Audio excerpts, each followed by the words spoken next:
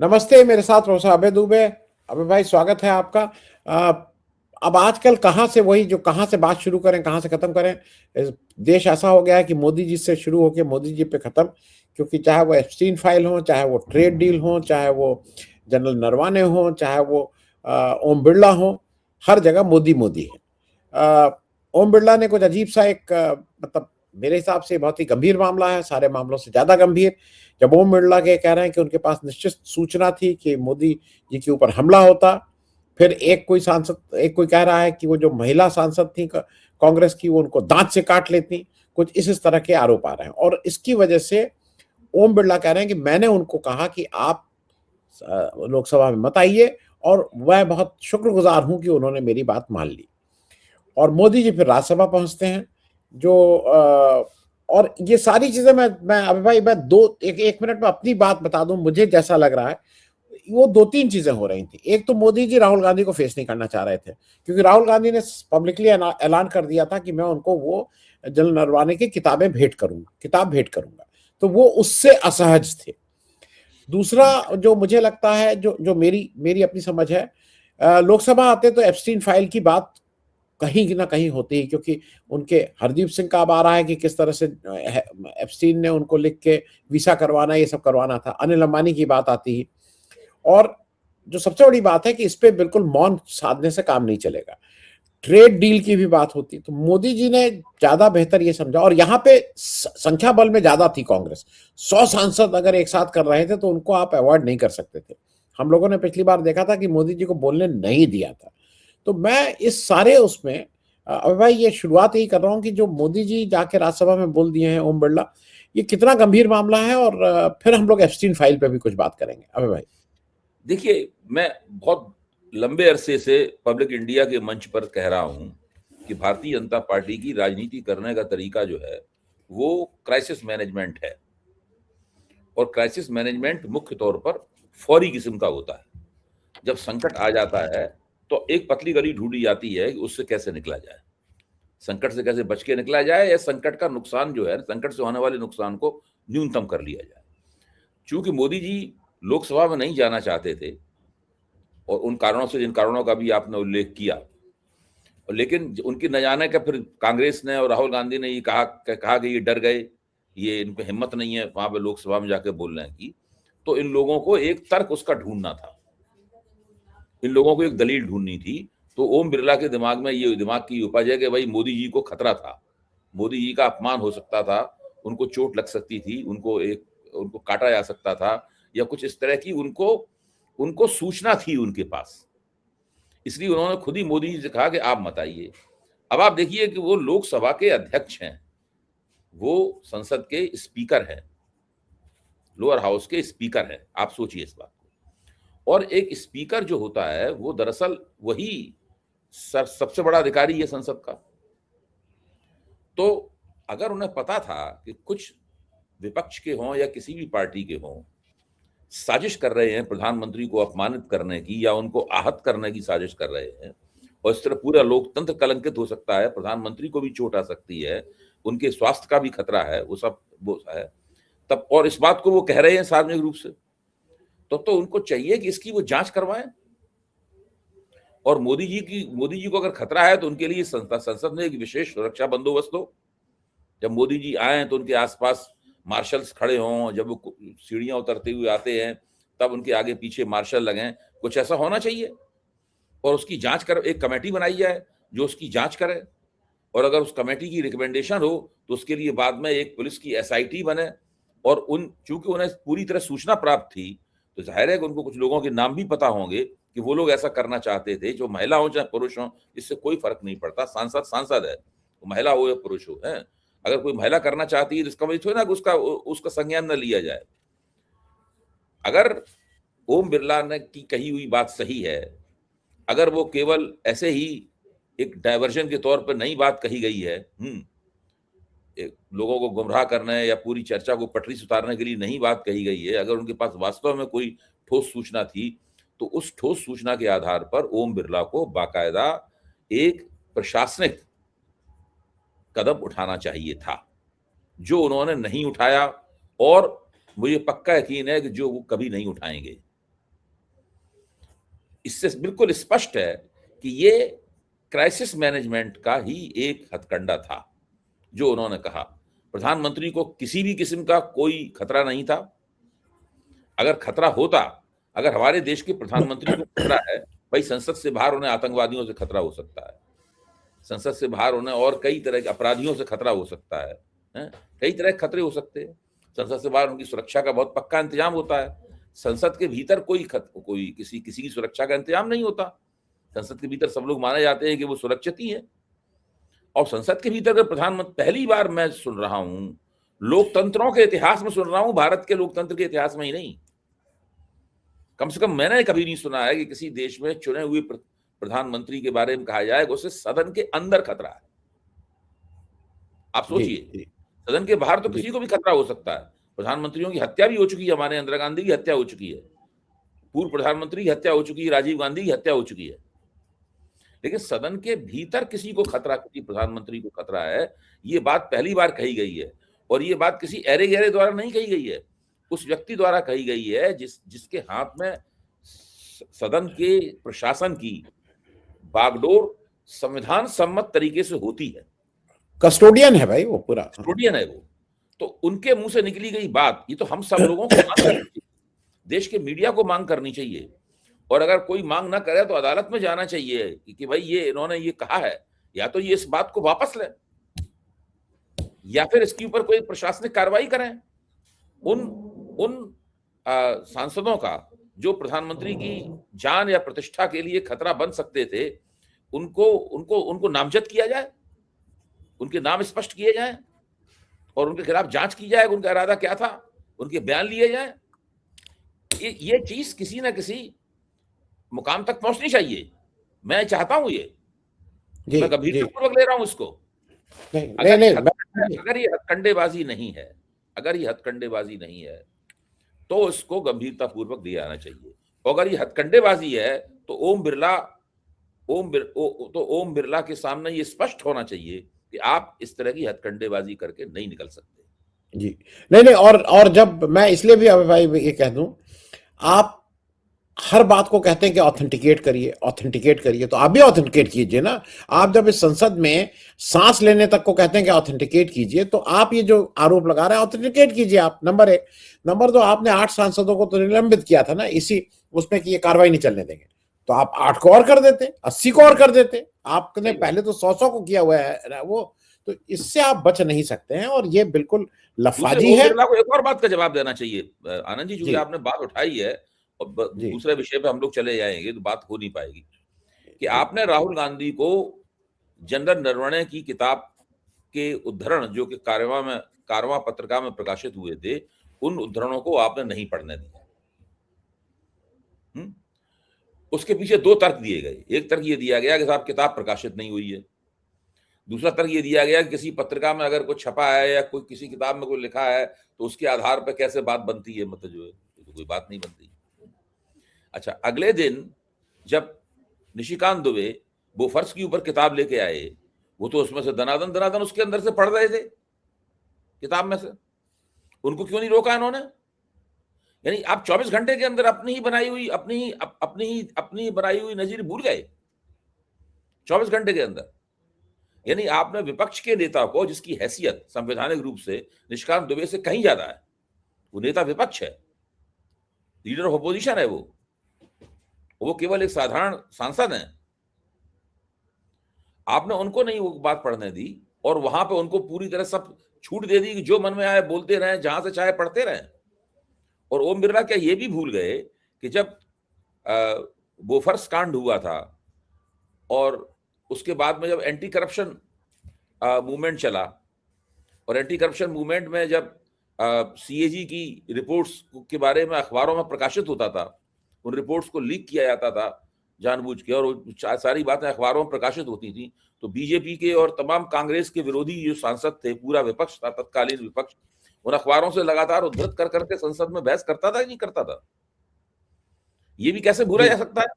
तो ये सब जो हो रहा है, ये बहुत ही घटिया किस्म के हथकंडे हैं। इसमें अब उन्होंने किसी किस्म का आंख का लिहाज वगैरह भी छोड़ दिया है। ये विशुद्ध नंगनाच है, जिसमें उन्होंने साफ कह दिया है कि सत्ता पक्ष है उसको हम हर तरह की छूट देंगे और विपक्ष है उस पर हर तरह की पाबंदी लगाएंगे। ये इस तरीके से सारा काम हो रहा है। जी।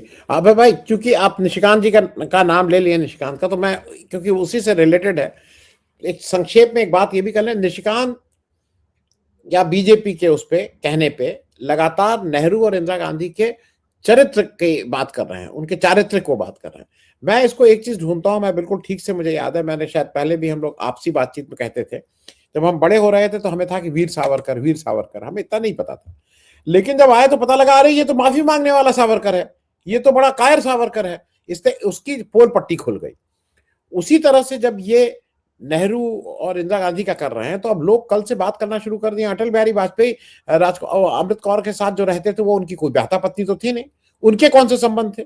मोदी जी की आज लोग बात करने लगे हैं कि सुब्रमण्यम स्वामी तो कहते हैं, इनके लिए टर्म यूज करते हैं वुमनाइजर। तो इसको तो अब तो लोग वो भी बात कर रहे हैं। तो मेरा कहना सिर्फ यह है कि दिल्ली विधानसभा में दिया गया भाषण है, वो ऑन रिकॉर्ड है। मैं सिर्फ बात में, वो बंदा आजकल भाजपा का मंत्री है। जी जी। और नहीं, बलराज मधो की किताब में लिखा हुआ, किताब अटल बिहारी वाजपेयी के महिला पक्ष के बारे में कितना रंगरलियां मनाने के लिए। मैं कह रहा हूं कि जब ये लोग ये बात करते हैं तो ये भूल जाते हैं कि जिन लोगों को एक जनरल आदमी आज अटल बिहारी वाजपेयी को बड़ा अच्छा और वो मानता था, उनकी अगर वो हो जाएंगे तो नंगे होके वो और गंदे लगेंगे। तो मेरे ख्याल में ये इनके पक्ष में है कि इस तरह की बातों को नहीं उठाया जाए। नेहरू के लिए एडविना की लड़की और लोहिया दोनों ने लिखा है कि इनके शारीरिक संबंध नहीं थे, किसी से दोस्ती हो सकती है, इसमें ऐसा कुछ हो रही है, और अगर दोस्ती थी तो इसमें कोई खराब बात भी नहीं थी। अबे भाई, नहीं, मैं बिल्कुल आपसे सहमत हूं। ये तो असल में है क्या कि इन लोगों की थीसिस ये है कि हम जो कह रहे हैं उसको लोग मानेंगे, विपक्ष जो कह रहा है उसको लोग नहीं मानेंगे। ये मोदी जी की शुरू थीसिस रही है। इसलिए वो बहुत बिना खुद उन्होंने क्या किया है इसकी कोई परवाह नहीं करते। उन्होंने क्या बोला है, हमको गाली दी गई, ये बार बार बोलते हैं। वो दूसरों को जो गाली देते हैं उसकी कोई परवाह नहीं करते। तो नरेंद्र मोदी ने जो गालियां दी हैं उसको नरेंद्र मोदी उसको गाली नहीं मानते। उनको जो कहा गया है उसको वो गाली मानते हैं। तो ये एक तरफा निर्लज्जता है। अब आप देखिए, राज्यसभा में मोदी जी बोल रहे थे, बोल क्या रहे थे जरा वो देखिए। उन्होंने अपना भाषण यहाँ से शुरू किया, हालांकि विपक्षी नारे लगा रहे थे, उनकी बात मुश्किल से सुनी जा रही थी, मैं सुनने की कोशिश कर रहा था। तो वो बोल रहे थे, देश प्रगति के रास्ते पर चल पड़ा है, बहुत तेज रफ्तार से देश प्रगति कर रहा है और अब हम रुक नहीं सकते। इसी से मिलती जुलती उन्होंने बात कही। अब ये एक ऐसा झूठ है जो वो मुतवातिर हर मंच से हर जगह बोलते हैं, अपनी उंगली उठा उठा कर बोलते हैं। चाहे वो लिखित भाषण पढ़ रहे हो, चाहे वो औचक भाषण एक्सटेम्पोर स्पीच दे रहे हो, कुछ भी टेलीप्रॉम्प्टर से पढ़ रहे हो, कुछ भी हो, वो यही सब बोलते रहते हैं लगातार लगातार। अच्छा, उन्हीं के जो आर्थिक सलाहकार परिषद है प्रधानमंत्री की, उसी के सदस्य रह चुके हैं प्रोफेसर रथिन रॉय, बहुत बड़े दुनिया के प्रतिष्ठित 13वें वित्त आयोग के भी आर्थिक सलाहकार रह चुके हैं। उन्होंने एक कवायद की है, मैं थोड़ा सा पब्लिक इंडिया आपकी इजाजत से वो रखना चाहूंगा आपके सामने, उनका पर्दाफाश हो। उन्होंने कवायद की है, उनका कहना यह है कि 2016 जब नोटबंदी हुई थी, उसके बाद से लगातार भारतीय अर्थव्यवस्था का आकार जो है वो सिकुड़ रहा है। जो इंडियन इकोनॉमी जो है वो श्रिंक कर रही है। अब आप सोचिए कितनी गंभीर बात है। मोदी लगातार कह रहे हैं कि हम आज दुनिया की 5वीं अर्थव्यवस्था है, हम तीसरी बनने जा रहे हैं, अर्थव्यवस्था का आकार बढ़ रहा है।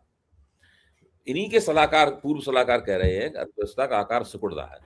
और उन्होंने बताया कि हमारा नापने का तरीका क्या है। उन्होंने कहा कि भारत सरकार जो खर्चा करती है एक वित्त वर्ष में, उस पूरे खर्चे को आप जोड़ लीजिए और जो कुल आपका जीडीपी है, कुल घरेलू उत्पाद है, उसके मुकाबले रख के उसका प्रतिशत निकाल लीजिए। उससे तय होता है कि भारतीय अर्थव्यवस्था का आकार क्या है।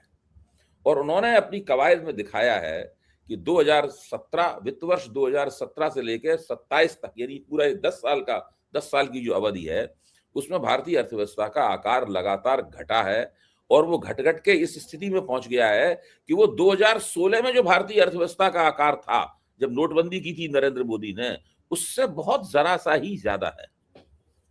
प्रोफेसर रतन राय ये भी कहते हैं कि भारतीय अर्थव्यवस्था मुख्यतः 3 तरह की समस्याओं की शिकार है। पहली समस्या ये है कि लोगों के रियल वेजेस नहीं बढ़ रहे हैं। रियल वेजेस आप समझते ही, रियल वेजेस का मतलब वो नहीं जी है कि लोगों जी। की जो इंक्रीमेंट लगता है वो नहीं है। रियल वेजेस का मतलब ये है कि जो क्रय इन्फ्लेशन वगैरह शक्ति, के क्रय मुकाबले शक्ति, हाँ हाँ, क्रय शक्ति एक रियल तरह से। वेजेस नहीं बढ़ रहे। दूसरी बात वो कहते हैं कि प्रत्येक क्षेत्र में उत्पादन के प्रत्येक क्षेत्र में हर सेक्टर के अंदर प्रोडक्टिविटी लगातार घट रही है। भारत में प्रोडक्टिविटी लगातार घट रही है। तीसरी बात वो ये कहते हैं कि कुशल हो या अकुशल हो, सभी युवा जो है वो रोजगार के टोटे के शिकार है। अच्छा, उन्होंने कहा भारतीय अर्थव्यवस्था को ये तीन चीजें रोक रही हैं उसको आगे बढ़ने से। फिर वो ये सवाल उठाते हैं कि क्या इस बजट में या किसी भी और दूसरे नीतिगत दस्तावेज में जो अर्थनीति संबंधित हो, इन तीनों समस्याओं को दूर करने के लिए कोई प्रावधान किया गया है, कोई योजना बनाई गई है, कुछ किया गया है इसमें? आप सोचिए जरा इस बात को। इतना बड़ा अर्थशास्त्री जो खुद प्रधानमंत्री 5 साल तक प्रधानमंत्री की आर्थिक सलाहकार परिषद का सदस्य रहा, बाद में 13वें वित्त आयोग का आर्थिक सलाहकार रहा, वो व्यक्ति ये पूरी एक्सरसाइज करता रहा और उनके इकोनॉमिक टाइम्स में आर्टिकल छपा है। ऐसा भी नहीं किसी वामपंथी पत्रिका में छपा हुआ आर्टिकल, और बजट के दिन छपा है आर्टिकल उनका। आप इससे अनुमान लगाइए। और प्रधान कोई मतलब नहीं किसी को, वो लगातार कह रहे हैं हम बहुत तेज गति से प्रगति कर रहे हैं, अब हम रुक नहीं सकते, प्रगति कर करके पता नहीं कहां चले जाएंगे ये। जी जी। निरंतर झूठ बोलना, देखिए सब, मैं मानता हूं सारी पार्टियां खासतौर से जब वो सत्ता में होती हैं तो कुछ ना कुछ झूठ जरूर बोलती है। हर नेता में प्रवृत्ति होती है, हर सरकार में प्रवृत्ति होती है कि वो गुलाबी तस्वीर दिखाती है ताकि उसकी विफलताएं उसके पीछे छिप जाएं, जनता को भ्रमित करें, उल्लू बनाएं, अपनी एंटी इनकम्बेंसी को मंद करें या वहां से ध्यान हटाने की कोशिश करें। सब लोग करते हैं इसमें, लेकिन नरेंद्र मोदी ने इसको पराकाष्ठा, इसकी पराकाष्ठा भी पार कर दी है। ये स्थिति है जी। जी, मैं एक जगह और अबे भाई, क्योंकि वो एक इम्पॉर्टेंट चीज है और उस पर गंभीरता से एप्स्टीन फाइल जो आई है उसको मैं इसलिए कह दूं कि एप्स्टीन फाइल एक बहुत ही घिनौना नर पिशाच का एक काम है। आप देख लीजिए तो आपके रोंगटे, मतलब मैं आपको बताऊं, उसका जब आप देखना तो आपको लगता है कि ये कैसे लोग हो सकते हैं। लेकिन ये भी फैक्ट है कि भारत में हाल के दिनों में आसाराम बापू, राम रहीम और जग्गी वासुदेव के ऊपर आप सिद्ध नहीं हो पाया है, लेकिन ये सब जगह है कि उसने भी 8 साल से 14 साल की या 16 साल की लड़कियों को ऊपर का वस्त्र हटा के उनके क्या क्या दीक्षा देता था। लेकिन ये सारे लोगों में एक चीज कॉमन है, ये सारे लोग बीजेपी का जो शीर्ष नेतृत्व है उनके बहुत क्लोज रहे हैं। चाहे आसाराम हो, उनके साथ मोदी जी डांस कर रहे हैं, राम रहीम बहुत बीजेपी का क्लोज है, और जग्गी वासुदेव के यहां तो ये बिल्कुल घर की बात है। ये कॉमन फैक्टर आ रहा है जो एप्स्टीन में भी अब उसमें बिल्कुल साफ हो गया है कि अनिल अंबानी उसके पार्ट एंड पार्सल थे। ये भी साफ हो गया है कि हरदीप पुरी उसमें थे। ये भी साफ है कि दुनिया के बहुत से देशों में लोगों ने इस्तीफे दिए हैं, लोग हाउस कमेटी के सामने जाके अपना पक्ष रख रहे हैं।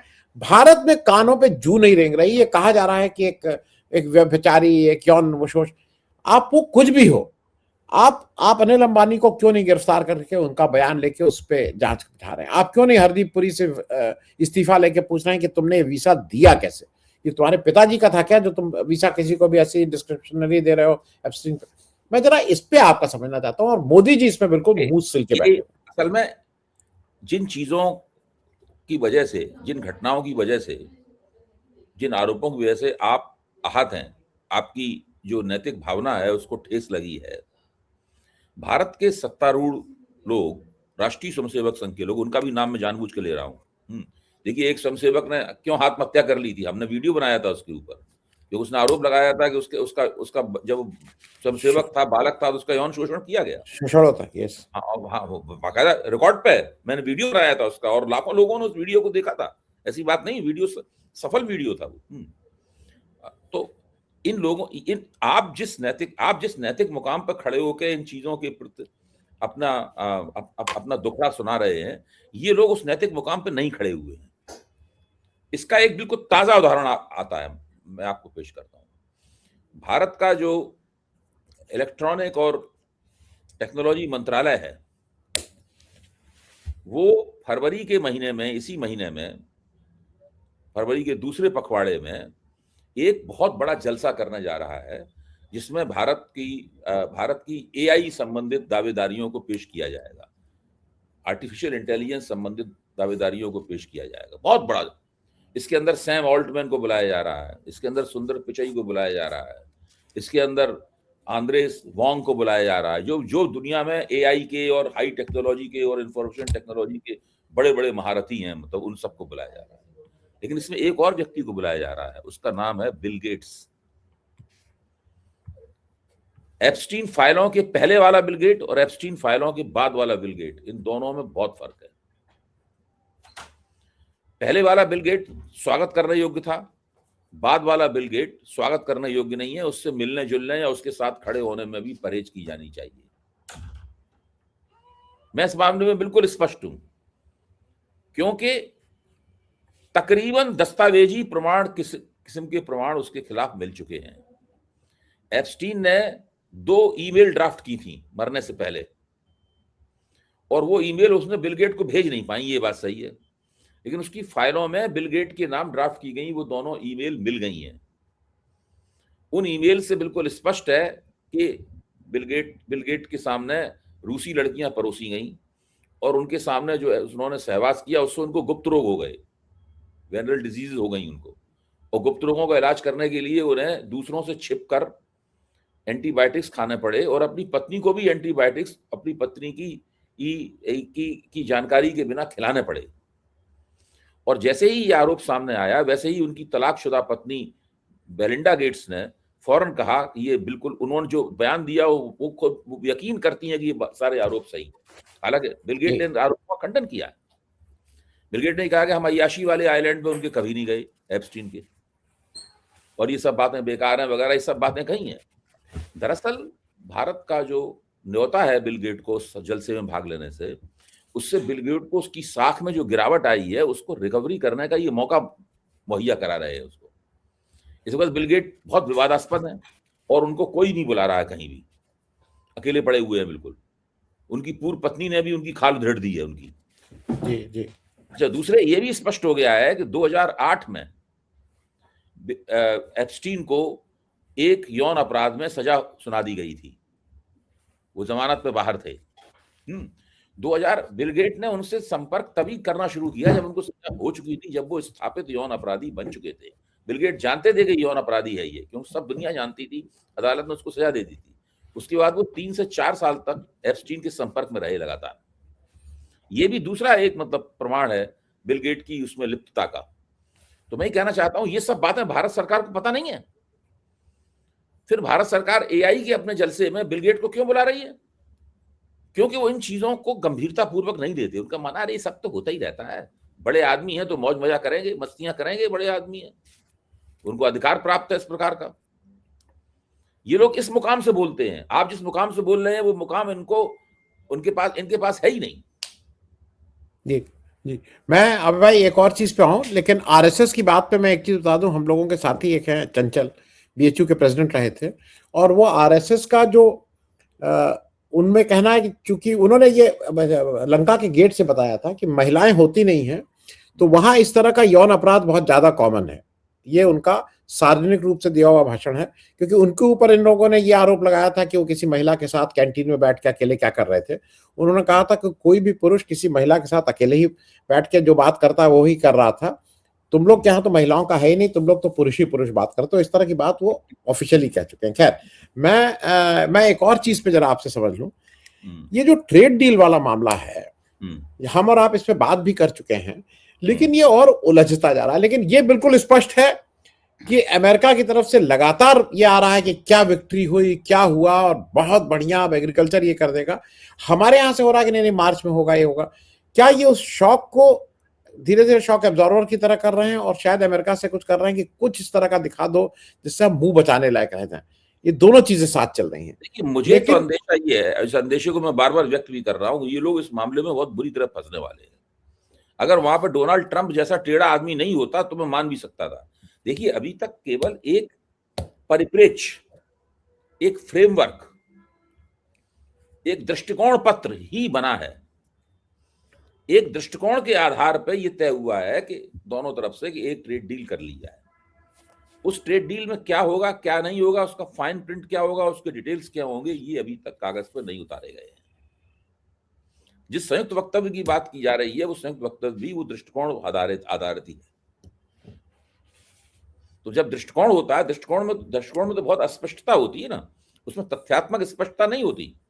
एक दृष्टिकोण जब बाद में एक परिप्रेक्ष्य जब तथ्यों के जरिए पुष्ट होकर उसकी शक्ल सूरत सामने आती है, तब बात समझ में आती है कि उस जमीन पर कैसे लागू किया जाएगा। देखिए, ये इस बात का पूरा अंदेशा है कि ये ट्रेड डील को दस्तावेज बंद करने के दौरान ही फिर से इन लोगों के बीच में ऐसे मतभेद पैदा हो जाएं, इससे वो डील फिर लटक जाए। अच्छा, आप एक बात बताइए, आप हमें, क्या ट्रंप ने उस आदेश पर दस्तखत कर दिए हैं जिसमें 50% से टैरिफ घटा के 18% किया जाना है? कोई खबर है इस तरह की? आज की तारीख तक कोई खबर नहीं है जी। जिस खबर को लेकर जश्न मनाया जा रहा है कि हम जीत गए, हमारे 18%, हमारे उससे भी कम है, हमारा उससे भी कम है, हमारा चीन से भी कम है, हमारा पाकिस्तान से भी कम है, हमारा सबसे कम टैरिफ है, ये सब जो लफाजी की जा रही है, किस आधार पर की जा रही है? अमेरिका में नियम है कि प्रेसिडेंट बैठकर एक मेज कुर्सी पर मीडिया के सामने अगर वो चाहे तो वो एक बाकायदा अपनी डिक्री, अपनी राजाज्ञा पर दस्तखत करता है, तब तय होता है कि टैरिफ लगाया जाएगा या टैरिफ हटाया जाएगा। मोदी ने 20 जनवरी 2025 में कम से कम 40-50 ऑर्डर साइन किए थे मीडिया के सामने बैठ के। हाँ, तो मैं ये कह रहा हूं वो आज तक ऑर्डर साइन नहीं हुआ है। यहाँ पूरा तालाब भी खुद गया, तालाब खुदा नहीं है, सारे मगरमच्छ तैर रहे हैं उसके अंदर, उसमें सबसे बड़ा मगरमच्छ तो पीयूष गोयल है जी। मैं एक चीज और, दो चीजें करके एक साथ ही मैं पूछ ले रहा हूं। करीब करीब अब ये क्लियर हो रहा है कि ये सत्र तो चल नहीं पाएगा, क्योंकि बीजेपी को सत्र चलाने में उसकी पोल पट्टी ज्यादा खुलेगी, तो बीजेपी के लिए ज्यादा अच्छा है वो कि सत्र न चले। दूसरी तरफ मैं एक चीज और आपसे इसी से रिलेटेड पूछ लूं। मुझे मालूम नहीं क्यों 5-6 दिन से ऐसा लग रहा है कि मोदी जी जो हरदम चुनावी मोड में रहते थे, वो चुनावी भूत उनका थोड़ा बुखार उतरा हुआ है इस समय। मोदी जी बिखरे बिखरे हैं, उनको समझ नहीं आ रहा है, बहुत उखड़ा, वो तो उनकी भाषा है, वो गंदे गंदे ढंग से बोलते हैं, उनको सब वो अलग बात है, लेकिन चुनावी भूत जो उनका हरदम रहता था, वो एक परमानेंट चुनाव, वो उनका इस समय वो उनका दिमाग कहीं और चल रहा है, कैसे बचाएं क्या करें। मैं इस दोनों पे टिप्पणी, सत्र पे और चुनावी भूत जो। मैं आपके ऑब्जर्वेशन से सहमत हूं, मैं आपके इस अवलोकन से सहमत हूं कि प्रधानमंत्री परेशान है, प्रधानमंत्री अपने आपे में नहीं है। देखिए, ये असंभव था कि अगर प्रधानमंत्री बिल्कुल दुरुस्त होते तो वो लोकसभा में जाकर भाषण न देते। क्या संभव लग रहा है आपको? मुझे तो यकीन ही नहीं हो रहा कि प्रधानमंत्री घोषणा करने के बाद नहीं गए। ऐसा थोड़ा ना था कि हिंदुस्तान में कोई मर गया और राष्ट्रीय शोक की घड़ी है, हम भाषण देने नहीं आएंगे। ऐसा थोड़ी ना है, कोई बड़ी इमरजेंसी थोड़ा ना आ गई थी। लेकिन प्रधानमंत्री भाषण देने नहीं गए, ये इस बात का सबसे बड़ा प्रमाण है कि उनके साथ सब कुछ ठीक नहीं है। कुछ ना कुछ उनके मन के अंदर कुछ हिचक पैदा हो गई है। पहले हम लोग अंदाजा लगाते थे कि चूंकि राष्ट्रीय स्वयंसेवक संघ के साथ उनके संबंध अच्छे नहीं है और संघ उनकी सत्ता में कुछ कटौती करना चाहता है, इसलिए प्रधानमंत्री कुछ उखड़े उखड़े से लगते हैं। हम लोग यही तो बात बोलते थे। लेकिन अब तो प्रधानमंत्री ने अंदरूनी युद्ध में राष्ट्रीय स्वयंसेवक संघ पर एक बढ़तरी हासिल कर ली है। जब से उन्होंने नवीन को नियुक्त कर पाया है, मतलब, और संघ ने कोई उस पर आपत्ति भी नहीं की, तब से मेरा मानना है कि राष्ट्रीय स्वयंसेवक संघ ये मान लिया है कि भाई अब इसी आदमी को रहना है, अब ज्यादा इसके साथ क्यों पंगेबाजी की जाए। जी। नरेंद्र मोदी ने अपनी जो अपरिहार्यता है वो साबित कर दी है संघ के सामने। अब वो बात तो रही नहीं है, लेकिन विपक्ष का उनके खिलाफ जो हमला है, भाजपा से हो रही लगातार गलतियां हैं, गलतियां सिलसिलेवार गिनाई जा सकती हैं, और उन गलतियों से होने वाला जो नुकसान है वो सब उनको साफ तौर पर दिखाई पड़ रहा है। प्रधानमंत्री जी पहले जैसे प्रधानमंत्री नहीं। जी, मैं एक चीज और अंतिम बात फिर से, क्योंकि इस बात निकली है उसी से रिलेटेड है, मैं एक और ऑब्जर्वेशन मेरा यह है कि इस बार राहुल गांधी कम से कम विपक्ष को इंटैक्ट रखने में सफल रहे, क्योंकि राहुल गांधी बहुत कॉन्फिडेंट हैं, और बाकी विपक्ष ने भी, जब उनको नहीं पढ़ने दिया गया तो बाकी ने भी ये कहा कि भाई हम लोग भी नहीं बोलेंगे, क्योंकि अभी तक ये होता आता था कि विपक्ष को वो तोड़ देती थी बीजेपी, लेकिन तृणमूल कांग्रेस की अपनी मजबूरियां हैं, क्योंकि वहां इलेक्शन है, उनको इनके अगेंस्ट दिखना है। अखिलेश का अगले साल इलेक्शन है, उसको कांग्रेस के साथ ही मिलकर लड़ना है। तो मेरा कहना है कि ले दे के वो डीएमके भी वहां है, राहुल गांधी कम से कम आज की तारीख में मोर कॉन्फिडेंट, और ये इंडिया गठबंधन को भी एक जगह काफी कुछ एक जगह रखने में काफी सफल हो रहे हैं। बस ये करके खत्म करें। भाई जैसे ही आप देखिए ना, जैसे ही ओम बिरला ने कहा कि विपक्ष के दूसरे नेता राष्ट्रपति के अभिभाषण पे बोले, कोई नेता नहीं खड़ा हुआ, क्योंकि राहुल गांधी को नहीं बोलने दिया गया था, कोई नेता नहीं खड़ा हुआ। बाद में बाल योगी के बेटे ने बोलना शुरू किया, जो कि उनके साथ टीडीपी गठजोड़, हाँ टीडीपी उनके साथ गठजोड़ में है। तो ये इस बात का सबूत है कि राहुल गांधी के साथ सब लोग खड़े हुए थे और सदन के पटल के ऊपर विपक्ष की एकता पूरी तरीके से दिखाई पड़ रही थी। विपक्ष की समस्या ये है कि उस चीज को वो सदन के बाहर नहीं दिखा पा रहा है, वो एक इंडिया गठबंधन का ढांचा नहीं बना पा रहा है। वो भी क्षण आएगा, लेकिन अभी सदन के भीतर तो इंडिया गठबंधन अपनी जगह पर पूरी तरीके से मौजूद था और इस पूरे संघर्ष में वो एकता दिखाई पड़ी। जी, थैंक्स सो मच, बहुत बहुत धन्यवाद Prasad, thanks so much for joining, बहुत शुक्रिया।